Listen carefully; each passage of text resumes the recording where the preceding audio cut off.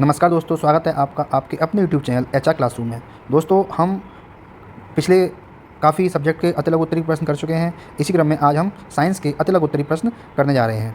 सबसे पहले आप सभी प्रशिक्षु भाई बहनों का आपका बहुत ही हार्दिक अभिनंदन है, वंदन है।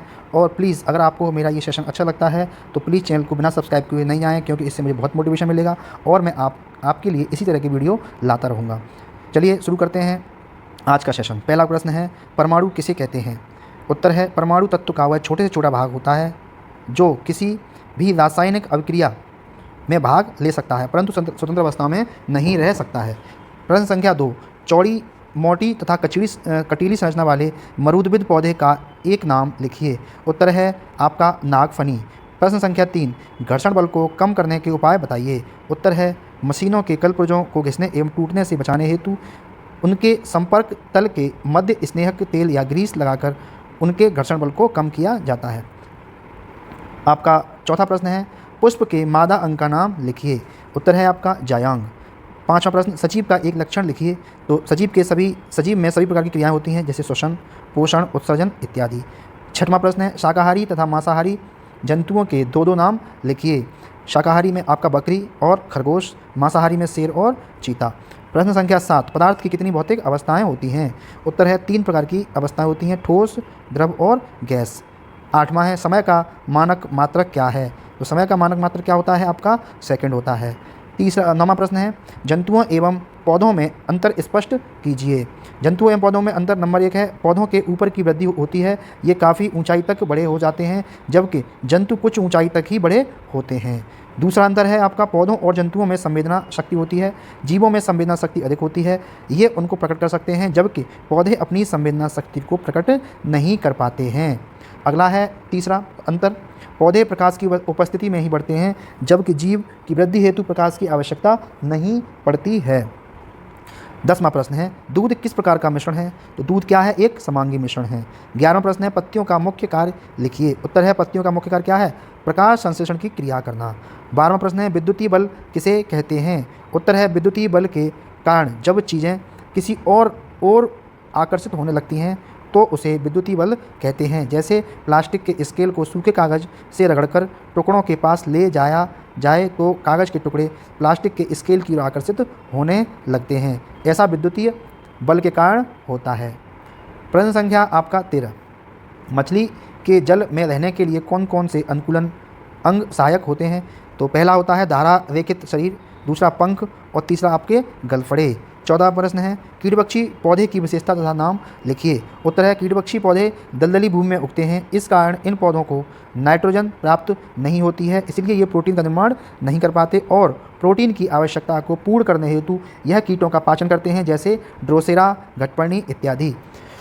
अगर आपको ये मेरा प्रयास अच्छा लगता है तो प्लीज़ सब्सक्राइब कीजिए, लाइक कीजिए, शेयर कीजिए, और ताकि मुझे इससे मोटिवेशन मिलेगा और मैं इसी तरह के आपके फर्स्ट सेमेस्टर के सारे सब्जेक्ट में आपको यहाँ पर इसी तरह से मॉडल पेपर इसके राजन सीरीज़ के कराने वाला हूँ। 15वां है, जलीय पौधे के तने एवं पत्ती की एक एक विशेषता बताइए। उत्तर है जलीय पौधों के तनों के अंदर असंख्य रिक्त स्थान होते हैं, जिन्हें वायुकोष्ठ कहा जाता है, जिसमें वायु बाहरी रहती है, जैसे जलकुंभी, कमल तथा कुमुदिनी के पौधों की पत्तियाँ चपटी रहती हैं और इनकी सतह मोम जैसी चिकनी होती है, इससे पत्तियां गीली नहीं होती हैं, चपटी होने के कारण यह पानी की सतह पर तैरती हैं। प्रश्न संख्या आपका 16, अलैंगिक जनन की 2 विधियां प्रकारों के नाम लिखिए। उत्तर है पहला है मुकुलन, दूसरा है विखंडन। अगला है घर्षण बल किसे कहते हैं? 17वां प्रश्न, किन्हीं 2 सतह के संपर्क तलों के मध्य सापेक्ष गति का विरोध करने वाले बल को घर्षण बल कहते हैं। 18वां प्रश्न है, भूमिगत तने के रूपांतरण में अदरक के रूपांतरण का नाम लिखिए। अदरक के तने के रूपांतरण को प्रकंद कहते हैं। 19वां प्रश्न है, गति के द्वितीय नियम को परिभाषित कीजिए। उत्तर है गति के द्वितीय नियम के अनुसार किसी वस्तु का बाह्य से लगाया गया बल F तथा वस्तु के द्रव्यमान m तथा उस वस्तु के बल की दिशा में उत्पन्न त्वरण के गुणनफल के बराबर होता है, अर्थात F बराबर ma, m क्या है? द्रव्यमान, और a क्या है? त्वरण। बल बराबर क्या होता है? द्रव्यमान इंटू त्वरण। आपने छोटी कक्षा में ये आपने खूब पढ़ा होगा फॉर्मूला। 20वां प्रश्न है, पारदर्शी तथा अपारदर्शी को स्पष्ट कीजिए। पारदर्शी क्या होते हैं? पारदर्शी वे पदार्थ हैं जिनके आर पार हम देख सकते हैं, इनमें पारदर्शिता का गुण होता है। अपारदर्शी वे पदार्थ जिनके आर पार देखा नहीं जा सकता, उनमें अपारदर्शिता का गुण होता है। 21वां है डॉक्टरी थर्मामीटर में हम मानव शरीर के 0 डिग्री सेंटीग्रेड में किस सीमा के अंतर्गत नाप सकते हैं? उत्तर है डॉक्टरी थर्मामीटर में हम मानव शरीर के तापमान को 35 से 40 डिग्री सेंटीग्रेड तक माप सकते हैं। क्लोरोफिल के 2 कार्य बताइए। पहला है इसके कारण पत्तियों का रंग हरा होता है। दूसरा, प्रकाश संश्लेषण की क्रिया में सूर्य के प्रकाश को क्लोरोफिल अवशोषित करता है। 23वां प्रश्न है वर्धी जनन की 2 विधियां बताइए। पहला है जड़ों द्वारा वर्धी जनन, यानी उदाहरण है डहलिया शकरकंदी। दूसरा है तनों द्वारा वर्धी जनन, उदाहरण है आलू, प्याज, हल्दी और लहसुन। 24वां प्रश्न है जड़ के प्रकार बताइए। उत्तर है मूसला जड़, दूसरा अपस्थानिक जड़। 25वां अलैंगिक जनन की 2 विधियां बताइए। उत्तर है विखंडन द्वारा और ये है मुकुलन द्वारा। 26वां है 3 कीट पक्षी पौधों के नाम बताइए। पहला है ड्रोसेरा, नेफेंथिस और यूट्रिकुलेरिया। 27 है सरसों के पुष्प के विभिन्न अंगों के नाम लिखिए अथवा पुष्प के मुख्य 4 भागों के नाम लिखिए। पहला है बाह्य दलपुंज, दूसरा है दलपुंज, तीसरा है पुमंग और चौथा है आपका जायांग।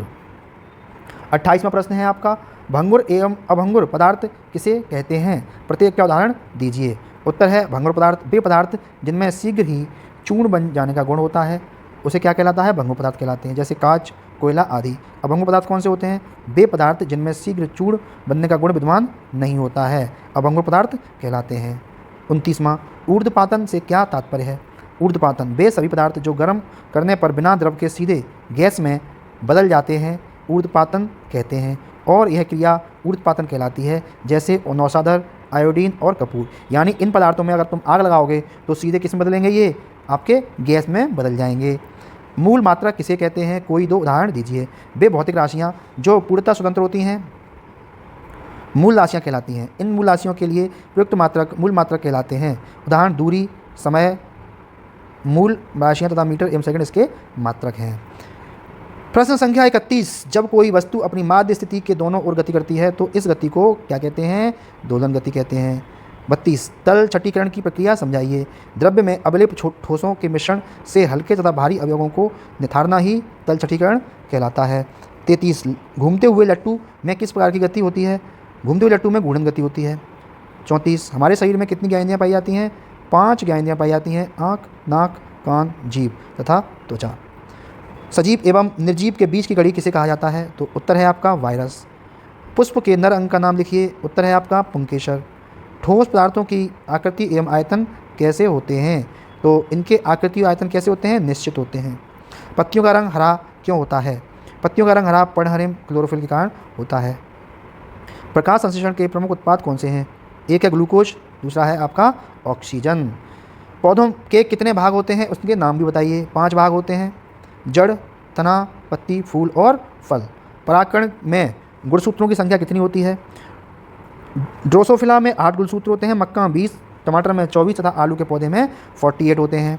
42वां कोशिका भित्ति किसमें पाई जाती है? यह किस पदार्थ का बनी होती है? कोशिका भित्ति पादप कोशिका में पाई जाती है। कोशिका भित्ति सेलुलोज की बनी होती है। चलिए दोस्तों प्रश्न संख्या आपका 43 जंतुओं एवं पौधों में समानता बताइए। जंतुओं और पौधों में समानता क्या है? नंबर 1 है वृद्धि। जंतु तथा पौधों में वृद्धि होती है, समय के साथ साथ वे बड़े होते हैं। नंबर 2 है आकार। जंतुओं का आकार निश्चित अवस्था में ही फैलता है, जबकि पौधों का विशाल आकार विशाल रूप ले लेता है। नंबर 3 श्वसन क्रिया। पौधे श्वसन क्रिया के फलस्वरूप कार्बन डाइऑक्साइड ग्रहण करते हैं और ऑक्सीजन छोड़ते हैं, जबकि जीव जंतु ऑक्सीजन ग्रहण करते हैं और कार्बन डाइऑक्साइड छोड़ते हैं। 44वां प्रश्न है पुष्प क्या है? पुष्प पौधों का सबसे आकर्षक भाग होता है। पत्तियों के रूपांतरण को पुष्प कहा जाता है। खिड़कियों में किस प्रकार के कांच का प्रयोग किया जाता है? तो किया जाता है साधारण या मृदु कांच। 46 सजीव किसे कहते हैं? सजीव हाथी है, घोड़ा है, बिल्ली है, ये क्या है?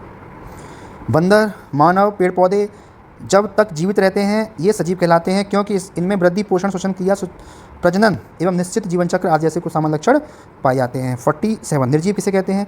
वह वस्तुएं जिनमें जीवन नहीं होता है निर्जीव कहलाते हैं, जैसे मेज हो गई, कुर्सी, वाहन आदि। जड़ का प्रमुख कार्य बताइए। 48 क्वेश्चन।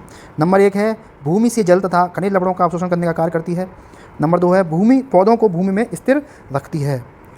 49 पेड़ पौधों में अलैंगिक प्रजनन की विधियाँ कौन कौन सी हैं? अथवा 2016 में आया क्वेश्चन है, अथवा पेड़ पौधों में अलैंगिक प्रजनन की विधियों के नाम लिखिए। तो नंबर 1 है मुकुलन, नंबर 2 है खंडन, नंबर 3 है बीजाणुओं द्वारा और नंबर 4 है कायिक प्रजनन, कायिक प्रवर्धन। 50वां, वृत्ति गति व घूर्णन गति का एक उदाहरण लिखिए। तो पहला है लट्टू का फिरना, घूर्णन गति का उदाहरण होता है। नंबर 2 है सूर्य के चारों ओर पृथ्वी का गति करना, वृत्ति गति का उदाहरण है।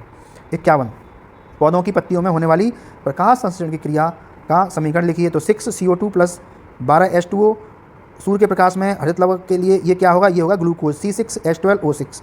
O6 ये क्या है, ग्लूकोज, और ये क्या है, पानी, और ये क्या है आपकी H2O, सॉरी ये ऑक्सीजन है आपकी, ये आपका पानी निकलेगा। ये आपको न्यूमेरिकल है। 4 सेंटीमीटर जाके वृत्ति पथ पर एक कण आधा चक्कर लगाता है तो इस दिशा में कण द्वारा तय की गई दूरी का विस्थापन ज्ञात कीजिए। वृत्ति पथ की त्रिज्या कितनी है, 4, कण द्वारा आधे चक्कर में तय की दूरी कितनी है, πr, तो पाई की वैल्यू कितनी है, 3.4, और त्रिज्या कितनी है, 4, तो ये आ गया। 53, बीजों के प्रकीर्णन की दोलछेप प्रक्रिया क्या है। उत्तर है फल के निरंतर हिलने डुलने के कारण बीज हवा में बिखर जाते हैं, इसे दोलछेप प्रक्रिया कहते हैं, जैसे पोस्ता में। 54, प्रकीर्णन क्या है, इसकी प्रमुख विधियाँ कौन सी हैं। परागकणों बीजों का वातावरण में फैलना प्रकीर्णन कहलाता है। प्रकीर्णन की प्रमुख विधियाँ हैं जल द्वारा, हवा द्वारा, कीटों द्वारा, पक्षियों द्वारा। 55, पौधों में कितने प्रकार से जनन होता है। तो एक तो वर्धी जनन होता है, अलैंगिक जनन होता है, और एक लैंगिक जनन होता है। 56, पत्ती के प्रमुख भागों का नाम लिखिए। तो पत्तियों के 3 प्रमुख भाग होते हैं, पर्णाधार, पर्णवृंद और तथा पर्णफलक।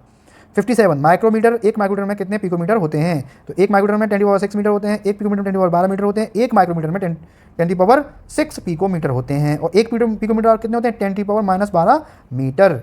58, बेलन की लंबाई तथा वृत्त के व्यास मापन के लिए किस यंत्र का प्रयोग किया जाता है, वर्नियर कैलिपर्स। 59, उपापचय क्रिया कितने प्रकार की होती है, यह 2 प्रकार की होती है, उपापचय और अपचय। ठोस पदार्थों की आकृति एवं आयतन कैसे होते हैं। तो ये होते हैं आपके निश्चित। तो सभी साथी मैंने आपके अति लघु उत्तरीय साइंस के कंप्लीट करा दिए हैं। अभी हम नेक्स्ट किसी टॉपिक के नेक्स्ट सब्जेक्ट के लेके आएंगे। मैं कंप्लीट यहाँ पे कराने वाला हूँ। प्लीज़ आपको अगर ये हमारा प्रयास अच्छा लगता है तो चैनल को लाइक, शेयर और सब्सक्राइब कीजिए। ठीक है, फिर मिलते हैं कल किसी और इन्फॉर्मेटिव सेशन में। तब तक के लिए जय हिंद, जय भारत। खुश रहिए, मस्त रहिए, व्यस्त रहिए और लगे रहिए। भगवान आपका नौकरी जरूर लगवा गया। धन्यवाद।